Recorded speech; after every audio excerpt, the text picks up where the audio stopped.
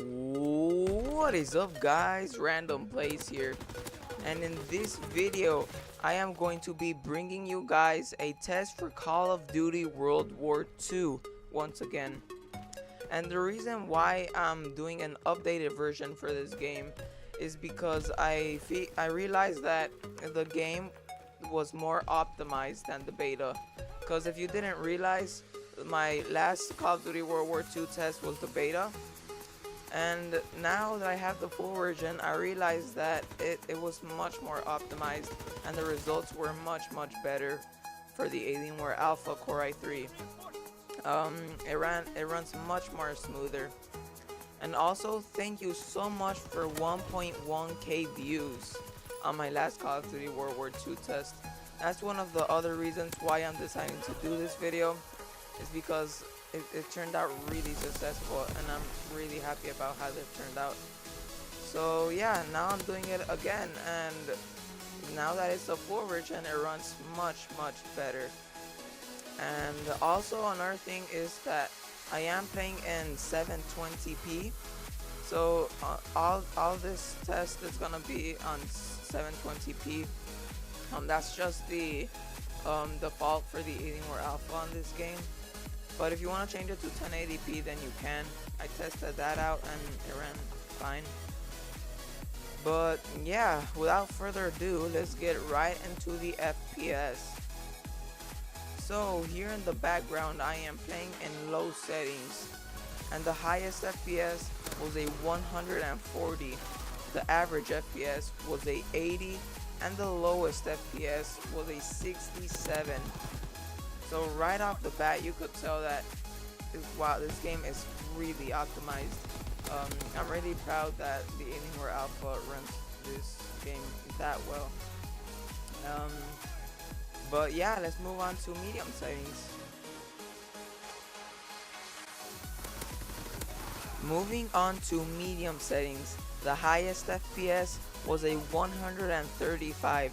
The average FPS was a 78. And the lowest FPS was a 68. And here in the background, I am playing in medium settings, and yeah, it runs quite well. But like I said, I am still in 720p. But yeah, let's just move on to high settings. Moving on to high settings, the highest FPS was a 110. The average FPS was a 75, and the lowest FPS was a 43.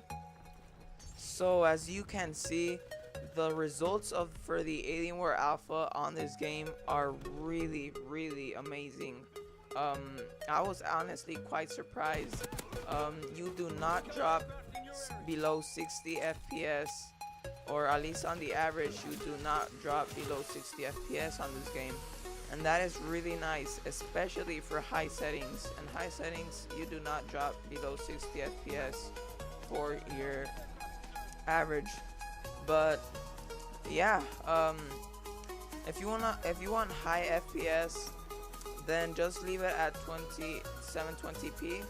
But if you want high quality, then I guess change it to 1080p. Me personally, I prefer high FPS on high settings and on 720p. I honestly do not have a problem with 720p, but if you do and you want 1080p, then feel free to change it to 1080p. I tested it and I actually get like 40 FPS on medium settings. But yeah, one thing to note is that I did not have the sync every frame enabled, and basically what sync every frame is that it makes the game much smoother, because it waits for your monitor to refresh so the game can like pair the FPS or something like that. I'm not too sure, but it does make the game much smoother. So I'd recommend leave that on. But for this test, I had that off, because what sync every frame does is just limit the FPS to 60 FPS. So that's why I took it off for this test. But yeah, that's it for today, guys. Thank you so much for watching.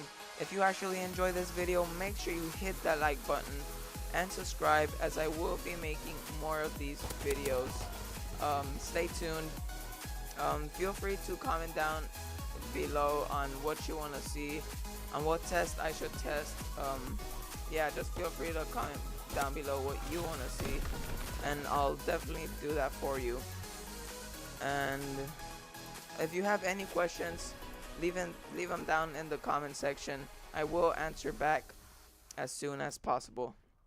So thank you for watching, and I'll see you next time. Peace. Enjoy this little gameplay.